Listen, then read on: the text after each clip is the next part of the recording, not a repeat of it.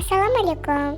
Bugun sizlar bilan CapCut Pro'ni qanday qilib tekinga olishni o'rganamiz.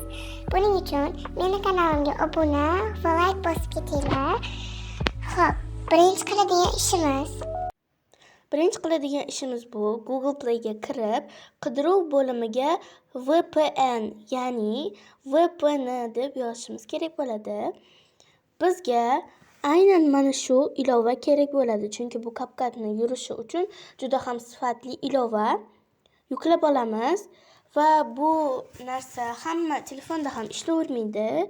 O'zimni telefonimda va yaqinlarimning telefonida ishlagan. Xo'p, yuklab bo'lingandan keyin ichiga kirib olamiz. VPN ga kirganingizda mana shu holatda bo'ladi va ustiga bosib rangli qilib qo'yishingiz kerak.